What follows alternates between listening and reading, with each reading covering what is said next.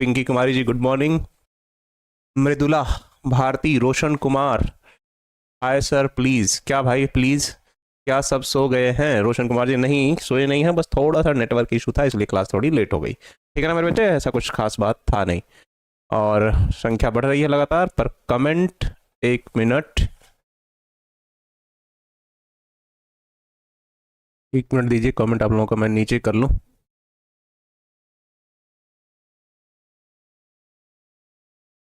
ठीक हो गया। मेरा भी नाम लीजिए, निकल गया बच्चा। गुरु जी आशीर्वाद दीजिए, आशीर्वाद बच्चा।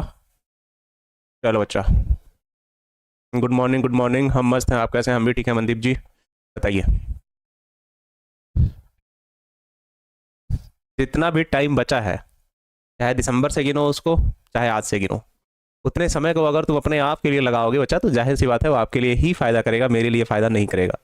क्या कहते हैं इसको, एनसीएफ जो पढ़ोगे, नेशनल कैरिकुलम फ्रेमवर्क, या एनईपी न्यू एजुकेशन पॉलिसी, तो उसमें टीचर को कहा गया है सुविधादाता, फैसिलिटेटर। मतलब कि वो केवल बच्चे के लिए एक सुविधा मात्र है, जो उसकी पढ़ाई को बेहतर बनने में सुविधा प्रदान करेगा।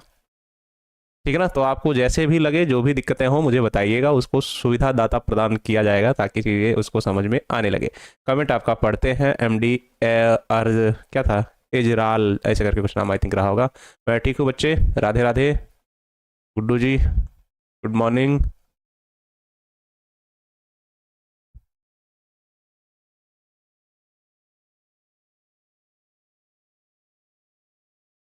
चलो बताओ बच्चे, कल वाला पीडीएफ नहीं गया? अच्छा ठीक है, देखते हैं, चला गया होगा।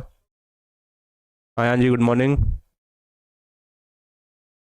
अच्छा ठीक है गौरव जी, ठीक है बच्चा, सब कुछ ठीक है। ओम नमः पार्वती। चलो चलो जल्दी से लाइव आ जाओ और आज क्वेश्चन को लिया जाए। तो आज सबसे पहले पढ़ेंगे हम लोग डीएनए रिप्लिकेशन या डीएनए द्विगुणन क्या है, और उसके बाद पढ़ेंगे बच्चा हम लोग कि जीनोमिक्स क्या है। ठीक है ना, क्योंकि उससे ऑब्जेक्टिव और लघु उत्तरीय क्वेश्चन बनते हैं उस हेडिंग से। चलिए तानिशा कुमारी जी, आज आपकी बात मान ही लेते हैं तो। हर हर महादेव। चलो कमेंट आ रहा है बच्चे। एस आर करके कोई आईडी है? चलिए बच्चा, तो आज जो पहला क्वेश्चन लेते हैं बच्चे, उसको कहते हैं डीएनए रिप्लिकेशन। क्या पढ़ा जाता है? DNA replication. इसको पढ़ा जाए डीएनए रिप्लिकेशन या डीएनए द्विगुणन किसे कहते हैं। आज जो पहली क्लास ली जाएगी उसमें पढ़ा जाए डीएनए रिप्लिकेशन, डीएनए रिप्लिकेशन, या इसी को बच्चे कहते हैं डीएनए द्विगुणन। क्या कहते हो? डीएनए द्विगुणन, डीएनए द्विगुणन। क्या कहते हो? डीएनए द्विगुणन। किसी बच्चे को इसकी परिभाषा अगर आ रही हो तो बताया जरा तो, कि डीएनए रिप्लिकेशन या डीएनए द्विगुणन किसे कहते हैं। बताओ, किसी बच्चे को इसकी परिभाषा आ रही हो तो बता सकता है। चलो बताओ तो बच्चे। सादर प्रणाम बच्चा, स्नेहा झा जी। सुबह सुबह श्री कृष्ण कुमार केसरी जी, आपका नाम थोड़ा लेट हो गया आज आप। चलो कमेंट में डीएनए रिप्लिकेशन के बारे में थोड़ी सी जानकारी दो मुझे। डीएनए वाला चैप्टर थोड़ा सा क्रिटिकल है, टफ है सबके लिए, इसलिए बहुत धीमे पढ़ा रहा है। ठीक है ना बच्चे? टेस्ट आप लोगों को आई थिंक दिसंबर लास्ट में मिलेंगे देने को, ठीक है ना? चलिए,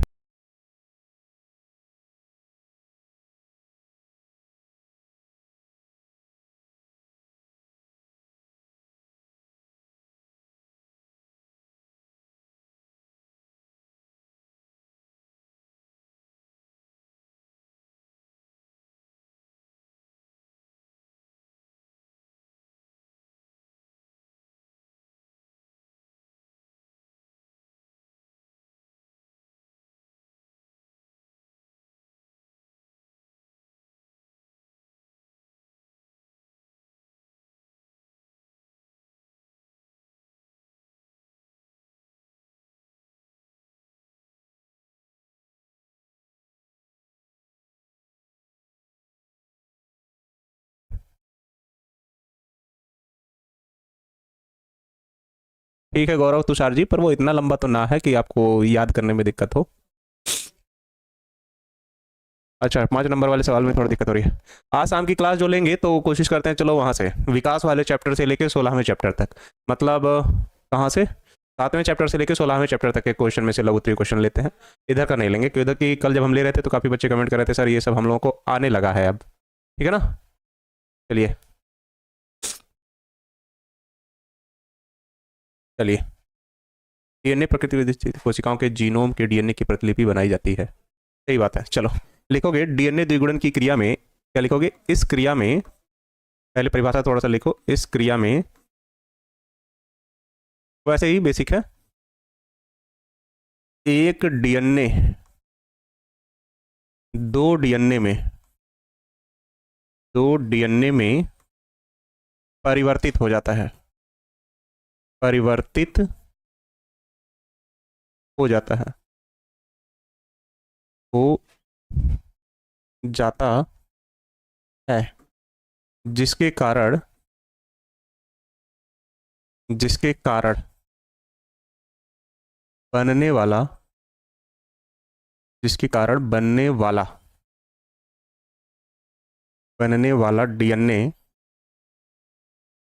प्रथम डीएनए का, प्रथम डीएनए का तुंजक या कार्बन कॉपी लिख सकते हो या क्लोन लिख सकते हो, ठीक है ना, क्लोन होता है। मतलब आनुवांशिक लक्षणों के आधार पर ये क्या होंगे, एक दूसरे के समान होंगे, ठीक है ना, इस बात का भी विशेष ध्यान रखिएगा आप लोग। आनुवांशिक लक्षणों के आधार पर वो क्या होगा, एक दूसरे के समान होगा, ठीक है ना। आगे फिर क्या लिखोगे, यह क्रिया, यह क्रिया समसूत्री कोशिका विभाजन, समसूत्री कोशिका विभाजन के समय होता है, समसूत्री कोशिका विभाजन के समय होता है, विभाजन के समय होता है, जो इस प्रकार है, जो इस प्रकार है, जो इस प्रकार है, ठीक है ना बच्चे। ठीक है भाई, कोई बात नहीं। पुंजक जैसे कह रहा है कि मेरे शरीर से कोई एक कोशिका निकालो और उसमें समसूत्री कोशिका विभाजन की क्रिया कराओ बच्चे, तो जो दोनों कोशिकाएं नई बनेंगी वो पहली वाली कोशिका के एक दूसरे के क्या होंगी, समान होंगी, कार्बन कॉपी होंगी। और जब कोई चीज एक दूसरे की कार्बन कॉपी होती है तो उसी को पुंजक या क्लोन कहते हो, जो हमेशा समसूत्री कोशिका विभाजन की क्रिया में बनता है। नहीं पूजा कुमारी जी, इग्नोर करने की आदत हमारी नहीं है, बस कमेंट ना दिखता होगा तो उसके लिए नहीं पढ़ पाते होंगे, ठीक है ना। चलिए अन्नी कुमार जी बताइए, हाँ विभाजन के समय कमेंट आ रहा है मिस्टर करके कुछ आर डी थी, Vivek Kumar I think. Sir ji recorded class है, वाह ग्रैंड सैल्यूट, क्या ही बताएं बच्चों को। चलो हाँ, वह प्रक्रिया जिसमें दो समान प्रतिलिपियां डीएनए की बन जाएं उसी को क्या कहोगे, डीएनए द्विगुणन। होता कैसे है इसको समझो। डीएनए जब आप बना रहे थे बच्चे, तो मान लो हम डीएनए द्विगुणन को आपको समझाने की कोशिश करें, तो हमारे पास कह रहा है एक कोशिका है और कोशिका के अंदर केंद्रक और केंद्रक के अंदर एक डीएनए, और डीएनए के दोनों धागे किससे जुड़े होते हैं, तो डीएनए के दोनों धागे जुड़े होते हैं हाइड्रोजन बांड से, ये आप लोगों को पहले पढ़ा चुके हैं। और एक सर्कल में हाइड्रोजन बांड की संख्या कितनी है, एक सर्कल में हाइड्रोजन बांड की संख्या 4 बनाते थे, जबकि वाटसन और क्रिक द्वारा ढूंढे गए डीएनए के एक सर्कल में हाइड्रोजन बांड की संख्या 10 थी, जिसे बी डीएनए कहा गया था। और ये 3 से 5 और 5 से 3, ठीक, दोनों दिशाओं में पाए जाते हैं। 3 से 5 और 5 से 3 दोनों दिशाओं में पाए जाते हैं, ये पहले पढ़ चुके आप लोग, ठीक है ना। चलिए हाँ अभिषेक भारती जी 21 तोपों की सलामी जिसने कहा कि रिकॉर्डेड क्लास है। अब आप लोगों को हम एक सीक्वेंस याद करवाए थे, ये वाला जी, यहाँ लिखते हैं GAATTC, ये किसके लिए याद करवाए थे, 3 से 5 के लिए।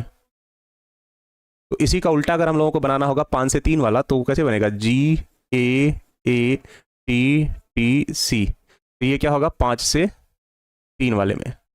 ठीक सेम चीज यहाँ पे हम लोगों को लिखना है 3 से 5 वाले में। 3 से 5 यही है, तो यहाँ से शुरू करो जी, फिर ये घूम के इधर आ गया AATT, ये घूम के आ गया इधर C, फिर GAATTC, टी, चलो एक और बढ़ा लेते हैं समझने के लिए ताकि सारी चीज़ें क्लियर रहें। यहाँ पे एक और बढ़ा ले रहे हैं, ठीक है ना। इसको क्या कह लिए, सी। फिर इसी का उल्टा इसमें होगा G A T T C, G A T T C. ये हमारे पास क्या है, डीएस डीएनए या डबल स्ट्रैंड डीएनए। क्या है, डीएस डीएनए या डबल स्ट्रैंड डीएनए। हाँ, G A T T C. अब बच्चे मान लो कह रहा है ये मेरे शरीर का एक डीएनए है, जिसमें जो क्रिया होनी है वो कौन सी क्रिया होनी है, डीएनए द्विगुणन। क्या होना है, डीएनए द्विगुणन मान लो। तो कह रहा है डीएनए द्विगुणन होते समय एक डीएनए कितने डीएनए में बदलेगा, तो एक डीएनए बदलेगा कितने डीएनए में, 2 डीएनए में।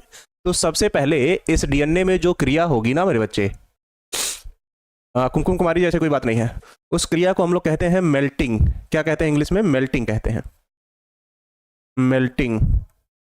या इसी को हिंदी में कहते हैं द्रवण, या इसी को एक और नाम से जाना जाता है विकृतीकरण। विकृतीकरण के नाम से जाना जाता है। किस नाम से जाना जाता है, विकृतीकरण। तो डीएनए द्विगुणन की क्रिया के समय केंद्रक के अंदर जो डबल स्ट्रैंड डीएनए है उसमें मेल्टिंग का या द्रवण का या विकृतीकरण की क्रिया होती है, जिसके कारण इसके बीच का हाइड्रोजन बांड क्या होता है, टूट जाता है।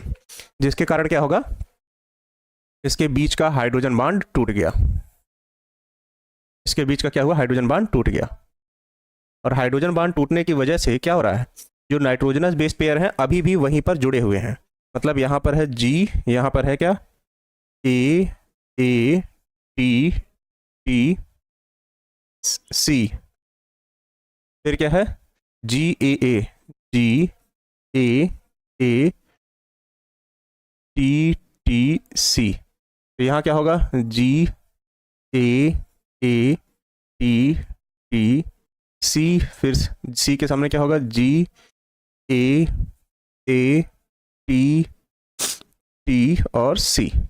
जो नाइट्रोजनस बेस पेयर जहां था वैसे के वैसे है, किस धागे में, 3 से 5 वाले में, 3 से 5 वाले में और 5 से 3 वाले में, उसमें कोई परिवर्तन नहीं हो रहा है। डीएनए रिप्लिकेशन की या डीएनए द्विगुणन की क्रिया में जो सबसे पहला चरण है बच्चे, एकदम आराम से समझो, डीएनए वाले चैप्टर बहुत सारे लोगों को एकदम समझ में नहीं आता है, तो इस बात को लेके, ठीक है ना।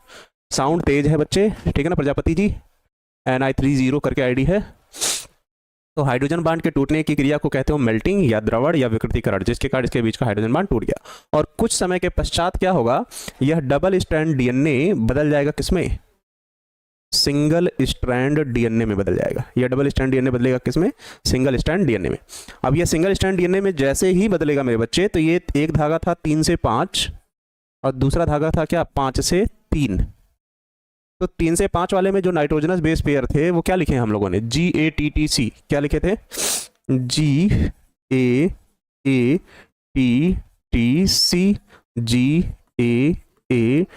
GATTC। और 5 से 3 में इसी का उल्टा हम लोगों ने लिखा है, ठीक है ना। वो इसी 5 से 3 में हम लोगों ने इसका उल्टा लिखा है, तो यहाँ हो जाएगा GATTC,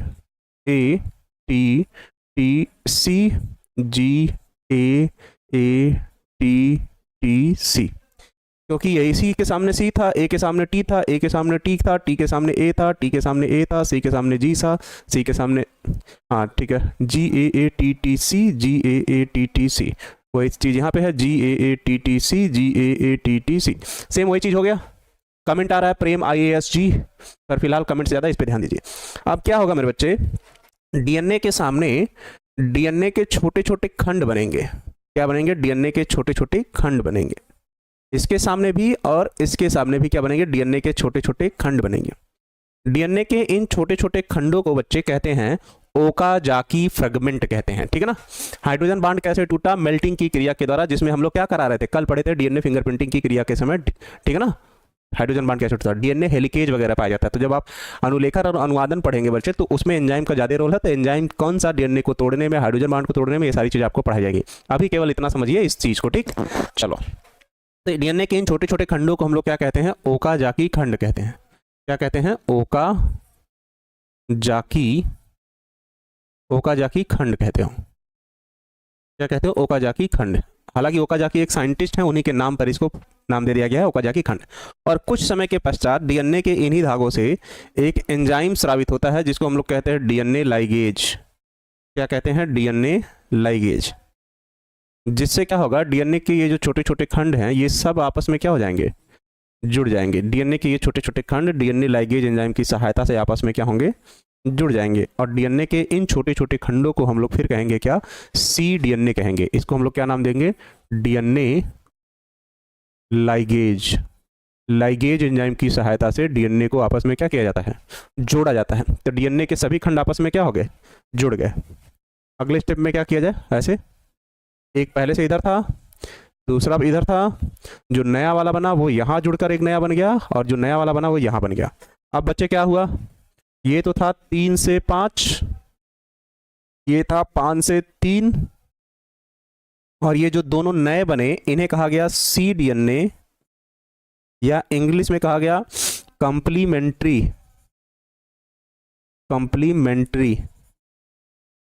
डीएनए, या हिंदी में कहा गया इसको पूरक डीएनए। क्या कहा गया, पूरक डीएनए। तो अगर पूछेगा पूरक डीएनए का निर्माण किसकी सहायता से होता है, तो पूरक डीएनए का निर्माण होता है बच्चे ओकाजाकी खंड की सहायता से। अब होता क्या है, इसमें जो नाइट्रोजनस बेस पेयर हैं वो वैसे के वैसे रहेंगे। कैसे, G A T T C, G A T T C, और इसी का उल्टा इसमें था जी, हाँ ए देखो ना यहाँ पे ये वाली line, A T T C, G A T T C. अब इनके सामने सी के सामने हमेशा क्या आएगा, जी। टी के सामने हमेशा क्या आएगा, A T T C, G A T T C. इसके सामने वही आएगा, इसके सामने भी वही आएगा, जी ए एक मिनट सामने लिख दिया जाए, ए टी टी सी। सी के सामने जी ए टी टी सी। ठीक है ना, ठीक है बोल देंगे। डीऑक्सीराइबोन्यूक्लिक एसिड ये तो 10th में है बच्चे। अब फिर क्या होगी इसमें स्टार्ट, हाइड्रोजन बॉन्डिंग। इसमें क्या स्टार्ट होगा, हाइड्रोजन बॉन्डिंग। ये वहां पे एरो लगाना चाहिए था ताकि अलग से समझ में आए कहाँ पे एरो लगाना चाहिए था। हाँ ठीक, यहीं पे 3 से 5 इसके सम्मुख, ना एरो तो लगाए हैं यार, यहाँ लगा है, ठीक है ना, यहाँ से स्टेप अलग है। तो क्या होगा, अब इसके बीच में हाइड्रोजन बॉन्डिंग होने लगेगी। इन सब के बीच में क्या हुआ, हाइड्रोजन बॉन्डिंग की क्रिया हुई। फिर से डीएनए हेलिकेज एंजाइम की उपस्थिति में, वो जब अनुलेखन और अनुवादन पढ़ेंगे तब समझा जाएगा। और इन सब के बीच क्या होगा, हाइड्रोजन बॉन्डिंग की क्रिया होगी। क्या हुआ, हाइड्रोजन बॉन्डिंग की क्रिया। और कुछ समय के पश्चात बच्चे, इसको थोड़ा सा हम छोटा कर लें ताकि आगे का फिगर बनाने के लिए अगले पेज पे ना जाना पड़े। कुछ समय के पश्चात क्या होगा मेरे बच्चे, यहाँ पर डीएनए के 2 धागे बनकर क्या होंगे, तैयार हो जाएंगे। कुछ समय के पश्चात ये वाला धागा आपस में क्या हो जाएगा, रिप्लिकेट हो जाएगा ऐसे। ठीक है ना, थोड़ा बड़ा बना लिया जाए, एक, चलो ठीक है। और इसके सामने भी क्या होगा, इसी तरीके से एक नया बनकर तैयार हो जाएगा। अब फिर से क्या किया जाए, सारी चीज़ें, एक शुरू हो रहा था 3 से, ख़त्म हो रहा था किस पर, 5 पर। दूसरा शुरू हो रहा था 5 से और ख़त्म हो रहा था किस पर, 3 पर। अब क्या किया जाए बच्चे, नाइट्रोजनस बेस पेयर जैसे कि इसमें दिए हैं वैसे इसमें भरा जाए। तो पहले पे क्या था, जी और सी, इसमें भी पहले पे क्या है, जी और सी। दूसरे पे क्या है, ए और टी, इसमें भी क्या है, ए और टी, क्योंकि ऐसे रिप्लिकेट होगा तो ये क्या हो जाएगा, घूम जाएगा आपस में। ठीक है ना बच्चे, सर रिपीट कीजिए, समझ नहीं प्लीज। ठीक है बच्चे, अभी सलमान जी रिपीट कर दे रहे हैं अभी, लेकिन जहाँ तक बच्चों को समझ में आ रहा है उसको कर रहे हैं। तो इसको लिखेंगे हम लोग, तो यहाँ क्या आएगा, हाइड्रोजन बॉन्डिंग करेंगे सबसे पहले क्या करेंगे, हाइड्रोजन बॉन्डिंग। नीचे वाले में हम लोगों ने एक हाइड्रोजन बॉन्डिंग पहले में किया था, बीच में 4 किए होंगे, फिर उसके ऊपर 4 किए होंगे, और फिर उसके ऊपर किए थे हम लोगों ने 3, 1 2 3, और फिर हम लोगों ने की थी हाइड्रोजन बॉन्डिंग की क्रिया में नाइट्रोजनस बेस पेयर भरना। तो यहाँ से शुरू किया गया था, G A T T C, G A T T C. और इसी के सामने जो अलग से बना था, इसके सामने पूरक डीएनए, उसमें जो नाइट्रोजनस बेस पेयर थे वो यहाँ पे रहे, G A T T C, G A T T C. और यहाँ पर जो नाइट्रोजनस है वही सेम यहाँ पर भी, सब क्रम वही इसमें भी है। तो अगर हम लोग चाहें तो इसी को क्या कर लिया जाए, कार्बन कॉपी कर लिया जाए। और जब इसी का कार्बन कॉपी यहाँ फिर से बनकर तैयार होगा मेरे बच्चे, एक डीएनए 2 डीएनए में परिवर्तित होगा, तो उसी के परिवर्तित होने की क्रिया को ही हम लोग क्या कहते हैं, डीएनए द्विगुणन कहते हैं। अब एक डीएनए किस में बदल गया, 2 डीएनए में बदल गया। तो ये जो अब बना था पहला वाला, इसी का कार्बन कॉपी कौन कितने बने, यहाँ पर कितने बने, 2 डीएनए, और दोनों डीएनए के बनने की क्रिया को ही क्या कहते हो, डीएनए द्विगुणन। क्या कहते हो, डीएनए द्विगुणन कहते हैं। और अगर पूछेगा डीएनए द्विगुणन में कौन सा एंजाइम सहायता प्रदान करता है, तो नॉन हिस्टोन हिंदी में लिख दे रहा, नॉन, क्या हो गया यार, नॉन हिस्टोन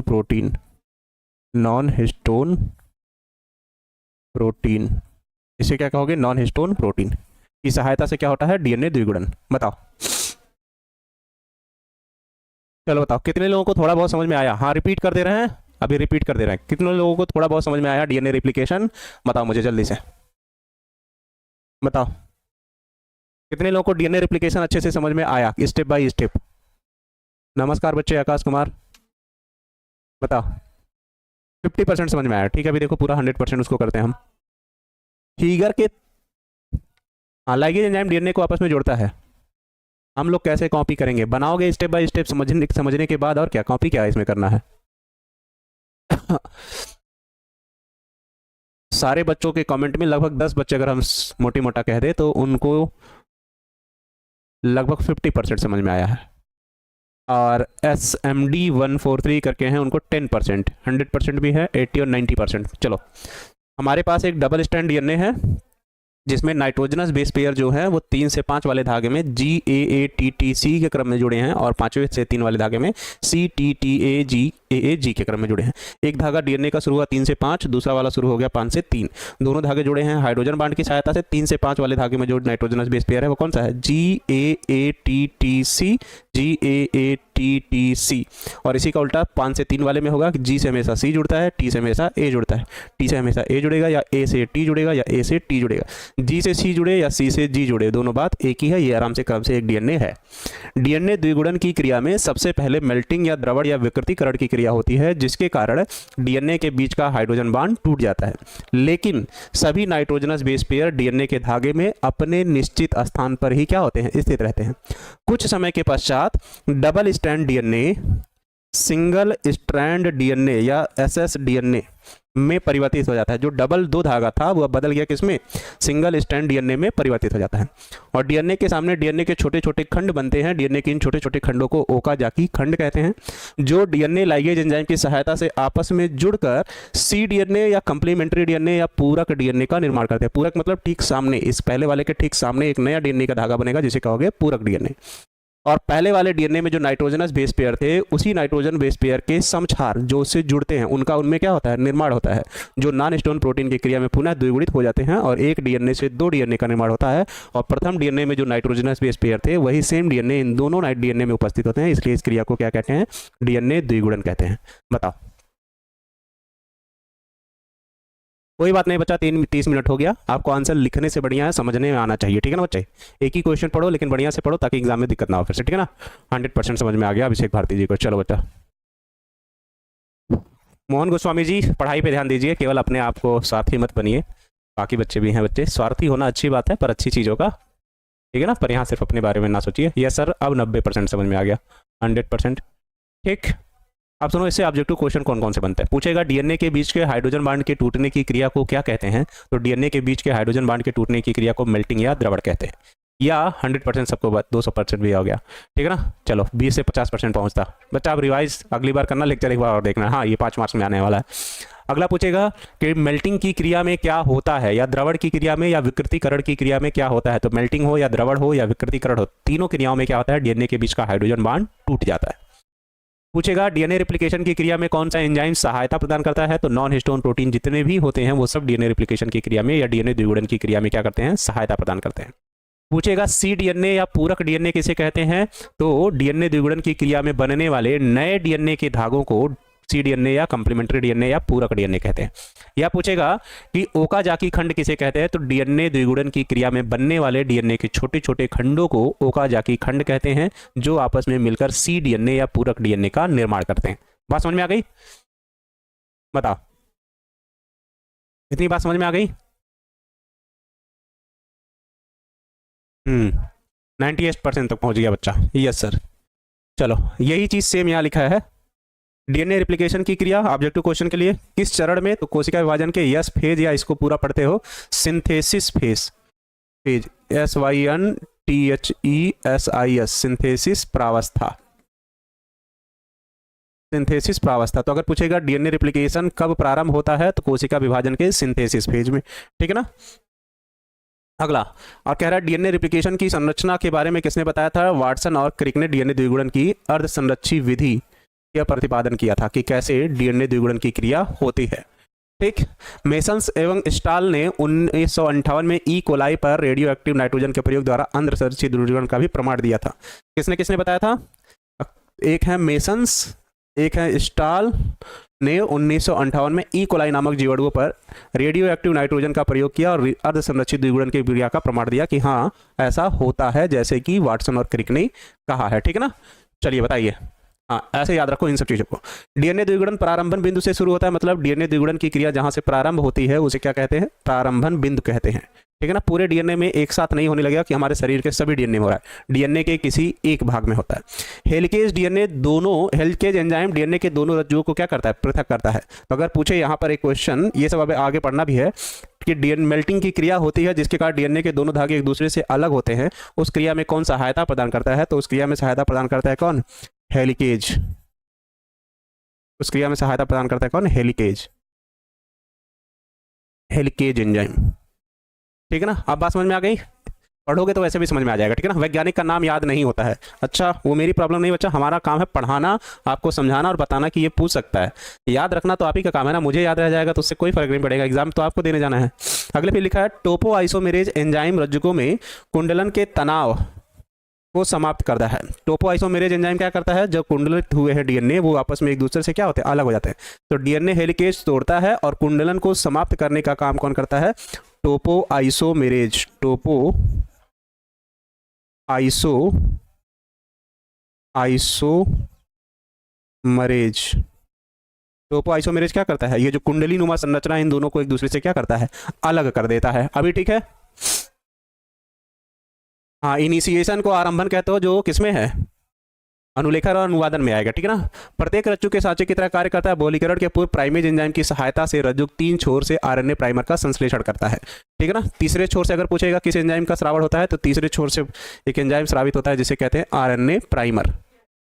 ये लाइन पूरी पीली इसलिए की गई है कि 3 से 5 ध्रुवता वाले डीएनए को क्या कहते हैं, लीडिंग स्ट्रैंड, और 5 से 3 ध्रुवता वाले स्ट्रैंड को हम लोग क्या कहते हैं, लैगिंग स्ट्रैंड कहते हैं। और ये दिशा को बताते हैं, और इनके छोटे छोटे टुकड़ों को, जो कि मैंने आपको बता दिया, क्या कहते हैं, ओकाजाकी फ्रेगमेंट कहते हैं। ओकाजाकी पूर्ण के ट्यूब निर्मित होने से डीएनए पॉलीमरेज फर्स्ट तथा आरएनए प्राइमर को हटा देता है, और यह लाइगेज एंजाइम ओकाजाकी टुकड़ों को क्या करता है, आपस में जोड़ने का कार्य करता है। ये बात अभी हम आपको समझा देते हैं। फिर लिखा डीएनए के महत्वपूर्ण कार्य, सभी चीजें याद रखने की जरूरत नहीं है। यह अनुवांशिक सूचनाओं का वाहक होता है, मतलब एक पीढ़ी से दूसरी पीढ़ी में ले जाता है, लेकिन जीन उन लक्षणों को धारण करता है। इसके द्वारा निर्मित आरएनए विभिन्न अमीनो अम्ल से डीएनए द्वारा निर्देशित प्रोटीन का संश्लेषण करते हैं। कौन प्रोटीन संश्लेषण में सहायता प्रदान करता है, आरएनए सहायता प्रदान करता है। डीएनए द्वारा निर्मित कुछ न्यूक्लियोटाइड हार्मोन के एंजाइम आदि के रूप में कार्य करते हैं, जैसे डीएनए हेलिकेज। जन्म से मृत्यु तक जीव की कोशिकाओं का निर्माण डीएनए के अनुसार होता है। इसका मूल रूपरेखा डीएनए के रूप में ही होता है, मतलब वो कभी परिवर्तित नहीं होता है। जैसा कि पहले वाले में था पहला वाला, वैसे ही हमेशा दूसरा बनेगा। अब यहाँ एक चीज ध्यान रखो, जो कि वहां पे हमने बताया नहीं, लिख दे रहे हैं यहाँ पे। डीएनए में एक धागा है 3 से 5, इसको हम लोग कहते हैं क्या, लीडिंग स्ट्रैंड, लीडिंग स्ट्रैंड। और दूसरा धागा है 5 से 3, उसको कहते हैं हम लोग लैगिंग स्ट्रैंड। तो कभी कभी डीएनए में ऑब्जेक्टिव में ये भी पूछता है कि डीएनए के किस धागे को लीडिंग तथा डीएनए के किस धागे को लैगिंग स्ट्रैंड कहते हैं। गुरुजी बीच में 2 लाइन कहाँ से आया, वही समझ में नहीं आ रहा है। बीच में 2 लाइन कहाँ से आया, अच्छा ये डीएनए का ये जो धागा रहा होगा पहला वाला, उसी से डीएनए के छोटे छोटे जो खंड बने थे वही आपस में मिलकर ये दूसरे धागे का निर्माण कर रहे हैं। और वो किस एंजाइम के कारण बन रहा है? टोपो आइसोमेरेज के कारण, अलग होने के पश्चात। चलिए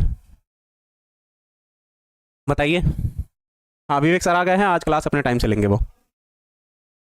बताओ, बात समझ में आ गई? चलो बच्चे, परसेंटेज बढ़ता जा रहा है। अब आगे समझते हैं कुछ शब्द जो छोटे छोटे 2-2 नंबर में आते हैं, पूछ लेते हैं।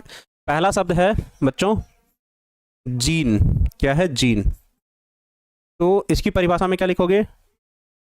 डीएनए में उपस्थित वह संरचनाएं, डीएनए में उपस्थित वह संरचनाएं जो आनुवांशिक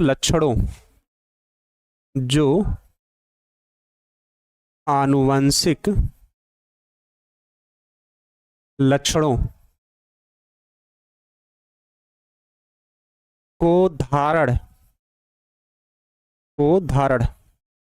करने का कार्य करती हैं, धारण करने का कार्य करती हैं, उसे जीन कहते हैं। उसे जीन कहते हैं। और यही क्या करते हैं? डीएनए के साथ जुड़कर आनुवांशिक लक्षणों को एक पीढ़ी से दूसरी पीढ़ी में ले जाते हैं। जीन कहते हैं जो डीएनए के साथ जुड़कर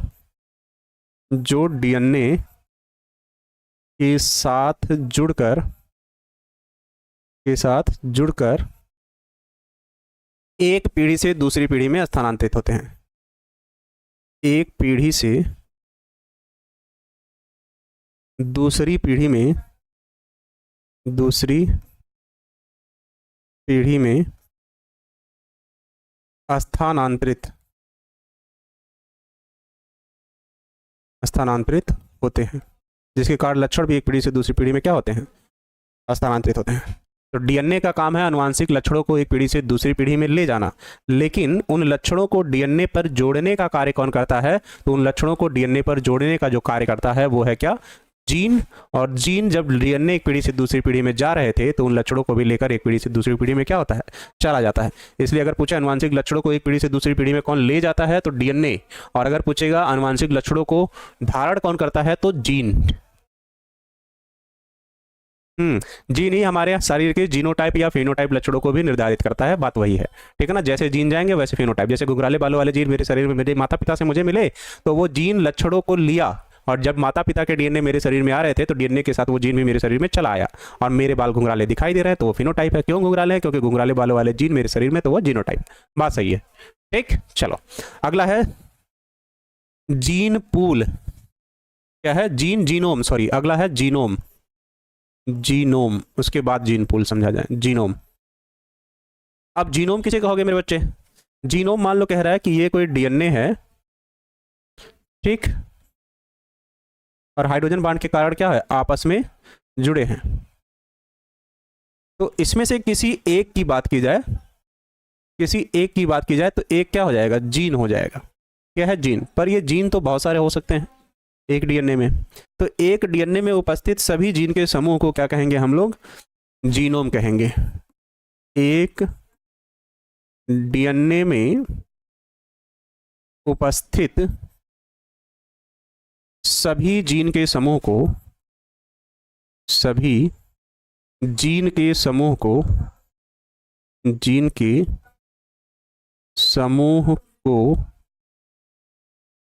जीन पूल कहते हैं, सॉरी जीनोम कहते हैं। जीनोम कहते हैं एक डीएनए में। जैसे यहां से सभी जीन को बाहर निकाल लिया गया, क्या किया? सभी जीन को बाहर निकाल लिया गया, सबके सब क्या हो गए? इकट्ठे हो गए। सबके सब क्या हो गए? इकट्ठे हो गए। इनके समूह को क्या कह लिए? जीनोम। बाहर निकाला गया। किसके समूह को? जीन के। तो एक डीएनए में उपस्थित जीन के समूह को क्या कहोगे? जीनोम कहोगे। ये चारों नाम एक साथ देता है और फिर इसमें पूछेगा, ठीक है ना, अच्छे से लिखिए इसके बारे में। तो एक डीएनए में उपस्थित जीन के समूह को क्या कहोगे? जीनोम कहोगे। अगला लिखा होगा जीन पूल। क्या लिखा होगा? Gene pool, gene pool, gene pool किसे कहोगे? समान जाति या विपरीत जाति, ये किसी एक व्यक्ति का डीएनए रहा होगा, उससे निकाले होगे। केवल मेरा डीएनए निकाले, मेरे डीएनए से सभी जीन को इकट्ठा किए, जीनोम कह दिए। मेरे शरीर में कोई एक जीन था, उसके बारे में बात करना है तो वो क्या है? जीन है। लेकिन मेरे शरीर से डीएनए लिए, अपने शरीर से डीएनए लिए, किसी और जानवर के शरीर से डीएनए को लिए और उन सबको मिला के जीन को इकट्ठा करोगे तो उसे क्या कहोगे? जीन पूल कहेंगे, ठीक है ना। एक कोशिका में पाए जाने वाले डीएनए निर्देशों का पूरा सेट मनुष्य में जीनोम की कोशिका के नाभिक में स्थित 23 गुणसूत्र होते हैं। चलो भैया कोई बात नहीं, भावनाओं में बह गए क्या? लिखोगे क्या? समान जाति, समान जाति या असमान जातियों, असमान जातियों के डीएनए से, के डीएनए से निकाले गए जीन के समूह को, जीन के समूह को जीन पूल कहते हैं, जीन पूल कहते हैं। जैसे करके क्या लिख सकते हो? मनुष्य, गाय, भैंस, कुत्ता, बिल्ली और भी अन्य जानवर लिख सकते हो, एक्सेट्रा कर लो। तो इसको क्या बोलोगे? जीन पूल कहोगे, ठीक है ना। समान जात या असमान जाति के डीएनए से निकाले गए जीन के समूह को जीन पूल कहते हैं, जैसे मनुष्य, गाय, भैंस, कुत्ता और बिल्ली। और ये तो किसी एक जाति के शरीर से निकाला गया था, ठीक है ना। बात समझ में आ गई? जीन थेरेपी में हम लोग ऐसे जीन को शरीर से बाहर निकालते हैं जो हमारे लिए हानिकारक हो। लीथल जीन आप लोगों ने पढ़ा है, ठीक है ना। ये असल क्लियर है, ठीक। अगला है जीनोमिक्स। क्या है? Genomics, genomics, genomics. जीनोमिक्स में क्या किया जाता है? लिखोगे क्या? जीन, जीनोम और जीन पूल की सहायता से जीन का अध्ययन जीनोमिक्स कहलाता है। क्या लिखोगे? जीन, जीनोम तथा जीन पूल, जीन पूल की सहायता से, की सहायता से जीन के कार्यों, जीन के कार्यों का निर्धारण, मतलब कौन सा जीन क्या कार्य करता है, का निर्धारण या अध्ययन करना, या अध्ययन करने की क्रिया, ऐसे लिख लो, अध्ययन करने की क्रिया जीनोमिक्स कहलाती है। जीनोमिक्स कहलाती है, जीनोमिक्स कहलाती है, जीनोमिक्स कहलाती है। तो अब अगर ये चारों में से कोई नाम दे तो मुझे नहीं लगता कि आप लोग गलती करेंगे, आराम से इसको अच्छे से पढ़ लेंगे, ठीक, और समझते भी हैं मुझे लग रहा है। चलिए बताइए, मुझे नहीं लग रहा कि इसमें अब आप लोग चारों में गलती करेंगे। बताओ बताओ बच्चे, बात समझ में आ गई? बताओ जल्दी से। जीन, जीनोम, जीन पूल और जीनोमिक्स। जीन पूल में क्या करोगे? बहुत सारा डीएनए लोगे और सबको इकट्ठा करोगे उसमें से निकाल के, ठीक है ना।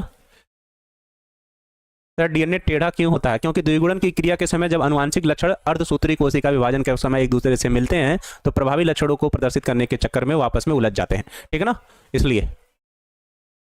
बताओ, ये चारों टॉपिक अच्छे से क्लियर है?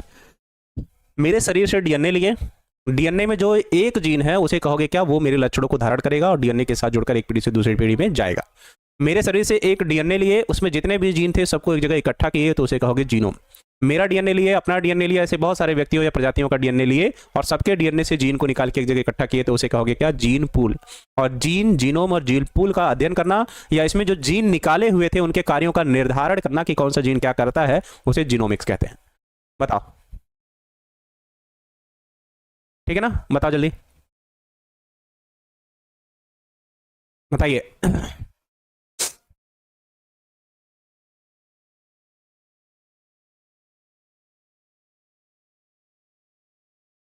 आदर्श जी।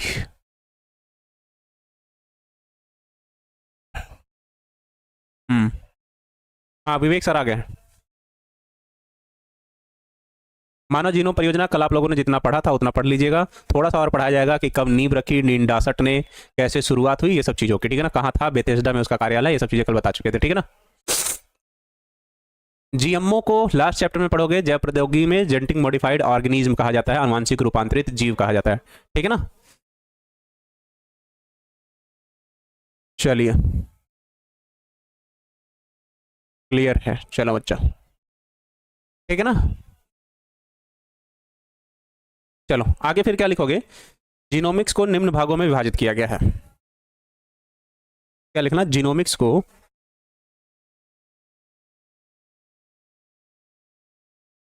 जीनोमिक्स को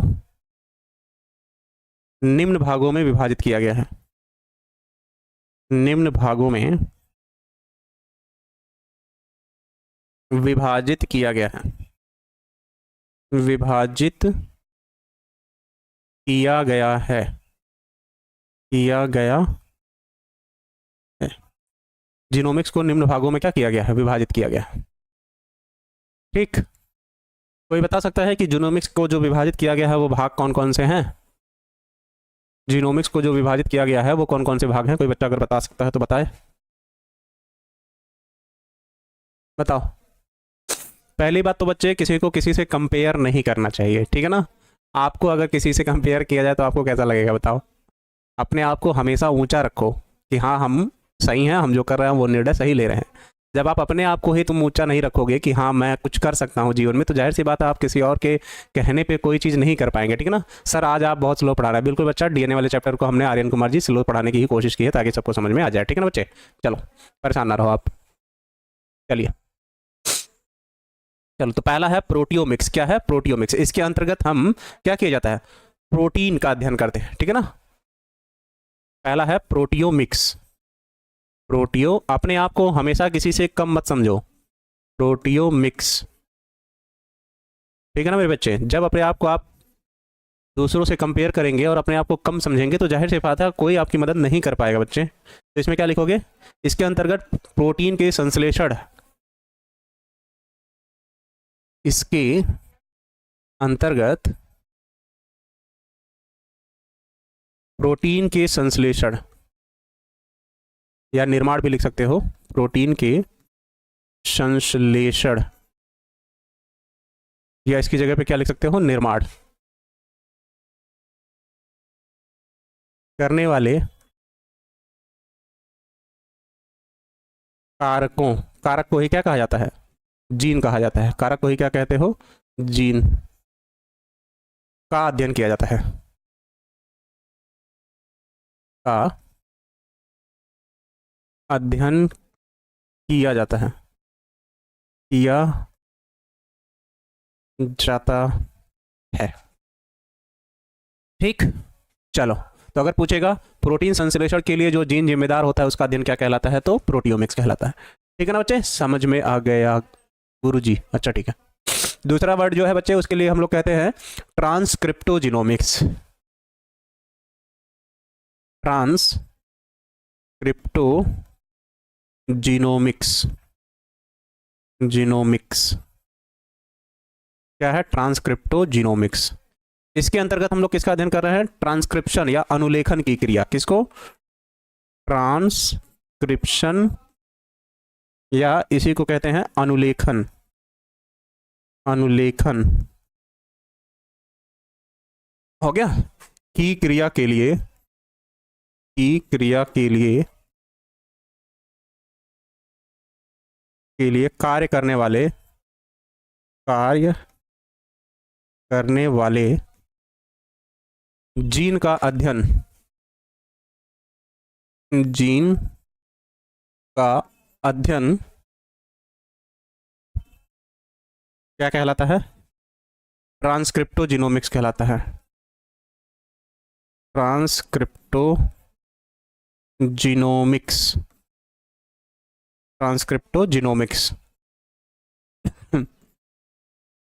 कहलाता, ट्रांसक्रिप्टोजीनोमिक्स कहलाता है। ये चैप्टर कल खत्म होना चाहिए, ठीक है ना। अगर ऑब्जेक्टिव लेना पड़ा तो अगले दिन अगर लेना पड़ा तो, क्योंकि इस चैप्टर में दो सबसे महत्वपूर्ण चीज़ें अभी भी बाकी हैं लॉन्ग आंसर से संबंधित, जिसको मेरे बच्चे कहते हैं क्या, अनुलेखन और अनुवादन।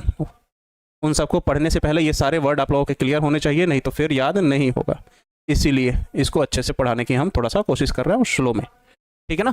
चलो, सिंगल सेल प्रोटीन वो होता है ह्यूमन बॉडी जिस या सीपी जिसको कहते हो, वो किसी एक कोशिका के लिए कार्य करता है जो डीएनए रेप्लिकेशन को उसमें बढ़ाता है, ठीक है ना।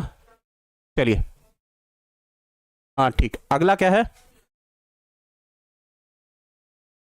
टॉक्सीजीनोमिक्स। क्या है, टॉक्सीजीनोमिक्स। टॉक्सीजीनोमिक्स,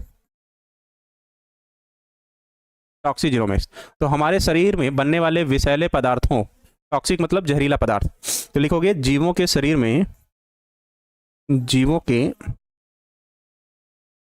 शरीर में बनने वाले हानिकारक पदार्थों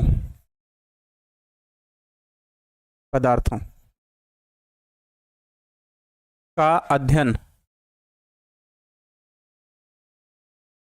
टॉक्सीजीनोमिक्स कहलाता है। का अध्ययन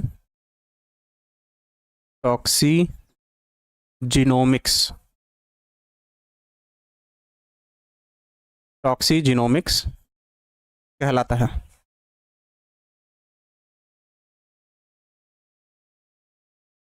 टॉक्सीजीनोमिक्स कहलाता है। तो इस बात का भी विशेष ध्यान रखिएगा। 3 है जीनोमिक्स, ठीक है ना, 3 भागों में विभाजित किया। इसके आगे फार्मेकोजीनोमिक्स भी है जिसमें औषधियों का अध्ययन करते हो, न्यूट्रोजीनोमिक्स भी है जिसमें पोषक तत्वों का अध्ययन करते हो। ऐसा भी है पर वो अभी तक पूछा नहीं है, पर हम नाम यहाँ लिख दे रहे हैं, पर उसके बारे में कुछ खास लिख नहीं रहे हैं, ठीक है ना। चलो, एक है क्या, एक है, कहाँ गया, न्यूट्रीजीनोमिक्स।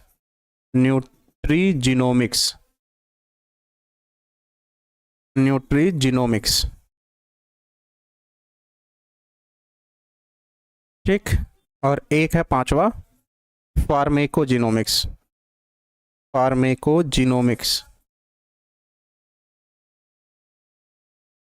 ठीक, ये है न्यूट्रीजीनोमिक्स में किसको बारे में है, पोषक तत्वों से संबंधित है। न्यूट्रीजीनोमिक्स, फार्मेकोजीनोमिक्स, ये है पोषक तत्व से संबंधित, और ये है बच्चे औषधियों से संबंधित। फार्मेकोलॉजी मतलब फार्मेसी, ठीक है ना, औषधियों की बात हो रही है बस। चलो ये सर 99% समझ में आ गया। हाँ, फार्मेकोजीनोमिक्स, लवली राज जी। चलो, औषधियाँ अगर बनाओगे तो उसका अध्ययन किसमें, फार्मेकोजीनोमिक्स। और पोषक तत्वों की बात हो रही है तो न्यूट्रीजीनोमिक्स। टॉक्सिक या जहरीले पदार्थों की बात हो रही है, टॉक्सिकोजीनोमिक्स। ट्रांसक्रिप्टोजीनोमिक्स, अनुलेखन की क्रिया के लिए रिस्पॉन्सिबल जो जीन है, प्रोटियोजीनोमिक्स, प्रोटीन संश्लेषण के लिए, ठीक है ना। चलो बच्चे, अब बताओ।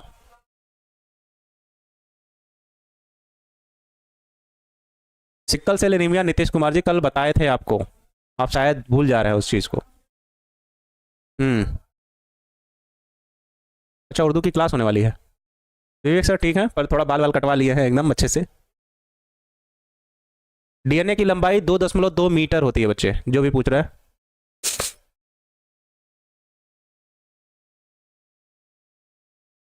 चलिए, ह्यूमन इम्यूनो डिफिशियंसी वायरस, ठीक है। क्लास को फिर से एक बार देखिएगा, तब तक के लिए बाय बाय, अपना ख्याल रखिए। आप लोगों की उर्दू की क्लास है, बच्चे मैसेज कर रहे हैं, और अच्छे से पढ़ाई कीजिए, एकदम आराम से स्लो तरीके से डीएनए पढ़ाने की कोशिश कर रहे हैं। 1 से 2 दिन और लेंगे ताकि अच्छे से समझ में आ जाए, ठीक है ना मेरे बच्चे। चलो, ये चैप्टर ही ऐसा है क्योंकि कोई डिटेल में अच्छे से पढ़ाने की कोशिश करता नहीं है, ठीक। हाँ, 2.2 मीटर। अरे बाप रे, बाय।